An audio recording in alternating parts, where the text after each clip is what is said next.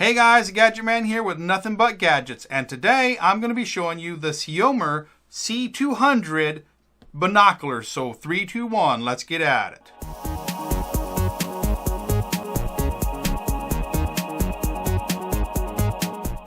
Okay guys, this product was sent to me by the Ceyomur company for free to do this review, so that's exactly what I'm going to do. So let's go ahead and break this baby out of the box. All right, we got our binoculars inside a case here, this little camera adapter, a cleaning cloth, a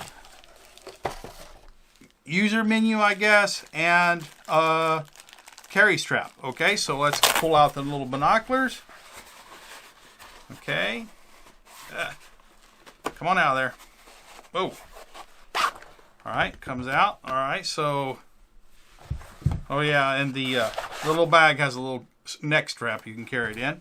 Okay, let's move all this stuff aside. Look at these binoculars. Let's see. First off, they feel okay. Pretty decent, you know. They don't feel flimsy. They don't feel super heavy.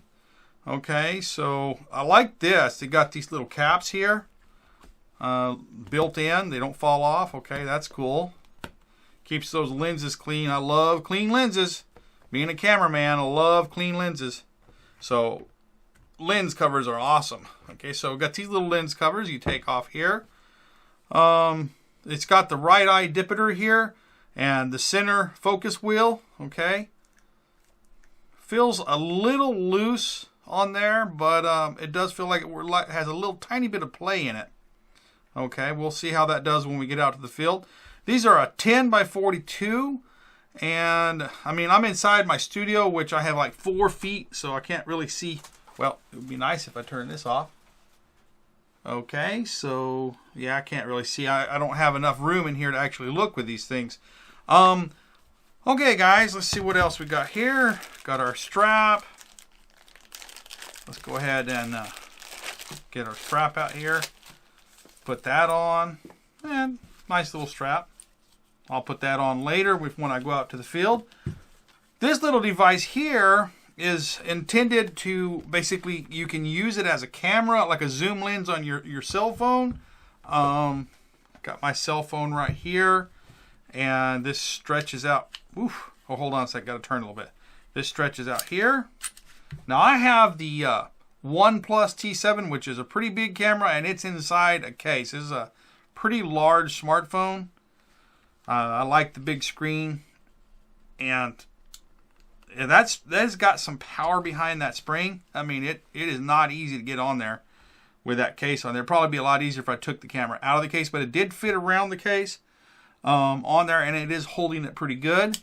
All right, so but it is a stretch to get it on there, I'll tell you that. I mean, it has one heck of a spring in there, buddy.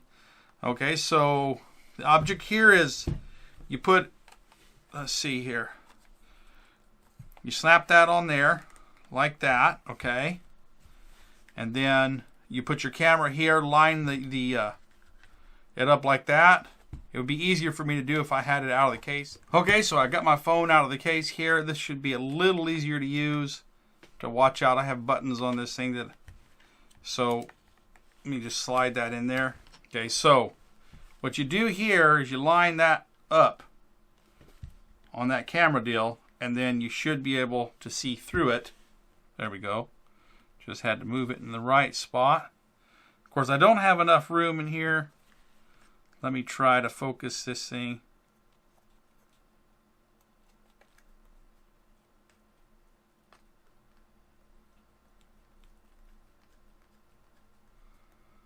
Yeah, no.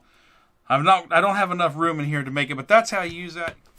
Alright guys, so let me go ahead and take this baby out in the field, test it out in the field, see how it does, and I'll come back and show you some footage of how it did.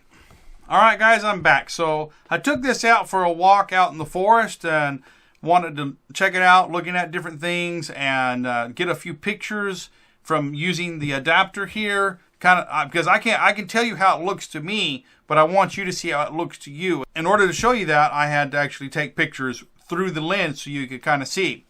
Alright, so let's first talk about function. So it works pretty good, and I'm really impressed with the clarity of it.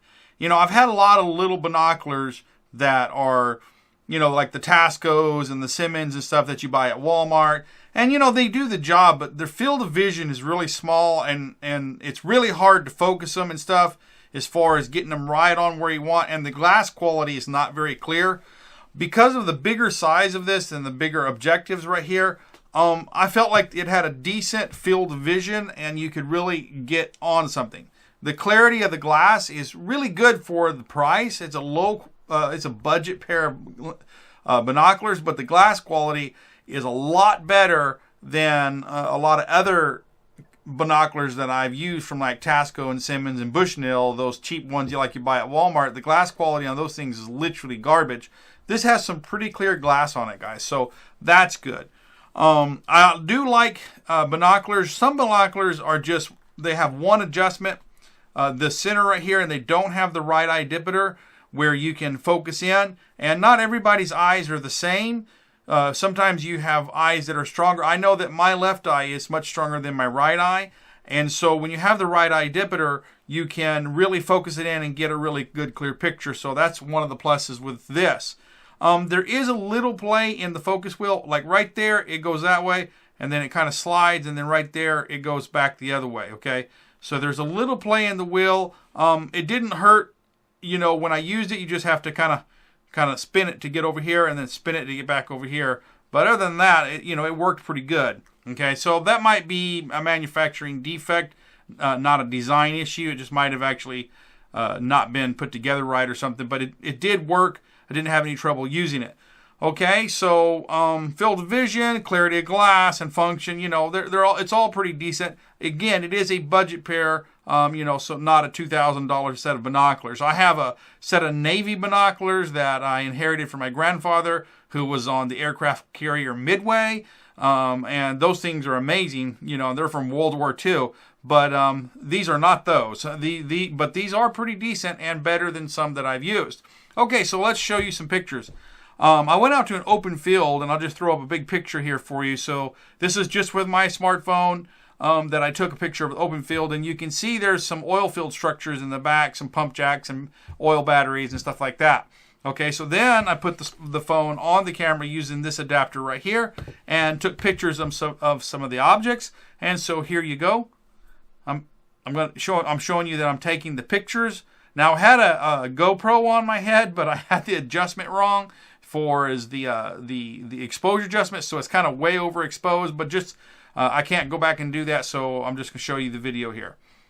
Okay, so it is overexposed, but you can see that I'm taking pictures here with the camera. Now let me show you those pictures. Okay. All right, so here's the first picture. Here's the pump jack, the oil fill battery, and then that's about, I would say, 500 yards away. And then now here is a pump jack that's about I would say about a half a mile away. And here's another oil fill battery.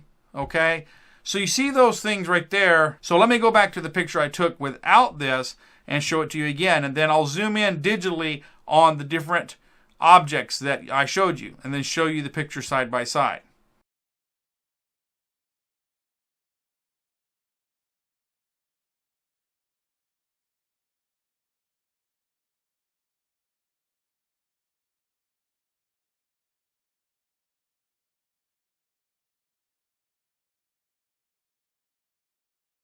Okay, so you can see that this really did actually get me right in there very close. Now, I will tell you that it was hard to hold this thing stable.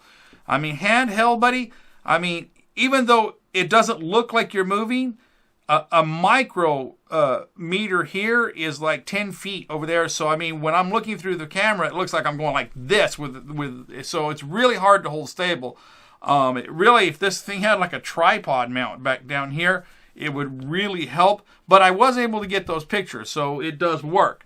Now, I did a little walking, and boy, I tell you what, in the late afternoon, I was walking along, and I came out into this dry lake bed, and there was a beautiful white-tailed deer buck standing out there, and he was just sunbathing. He didn't see me, and I was able to get some pictures of him and kind of show you that. So here's the first picture of the deer. And that's with me shooting with the camera through the lens. Now I'm going to show you a picture where you can see the actual phone on this. Okay, so those are just, I just basically had two phones. I had one on the camera and then one up here, and I'm taking a picture to show you what I'm doing. You know, it did really good, and as a zoom lens and for your camera, that worked. Now, let's talk about this little device. Even though this was very useful, it's a lot of fun, if in the sarcastic sense, to actually use this. It moves a lot, and I'm just really afraid about this thing right here. It's got a tiny little thread. It's plastic. That little thread just seems like it's very delicate. This would be a lot better if it was made out of, say, machined aluminum, especially this part right here. I would feel a lot more safe. I just felt like the whole time I was using it that I was on the verge of breaking it. Because, you know, you've got this thing in one hand and the phone in this side, and it's moving around. And if you tighten everything down and you hold it steady, it does work. But, you know, it takes a little tongue holding just right to get it to work right. But it is pretty cool. I mean, you can't deny the pictures did turn out, I mean, you know, not bad. So, you know, it's got a dual utility and it does work. All right, guys. So what is my final analysis of this? It is a budget pair of binoculars with clear glass that looks good. It's easy to look through, easy on your eyes. Has the neat feature of being able to use your smartphone. It could be better, but again, it's a budget system. And, you know, it's got a little play right here, and this could be built a little better, but everything worked, and it did what it should do. So not much to complain about. If you don't have a lot of money and you need a decent pair of binoculars that will get the job done, these might be an option for you. Okay, guys, so that's my final analysis about the Ceyomur C200 binoculars. I will throw a link to this product in the description of the video if you're interested in buying it. I hope you enjoyed this video and found it useful. If you have, please like, subscribe, and comment. Until next time, this is the Gadget Man saying, I'll see you later.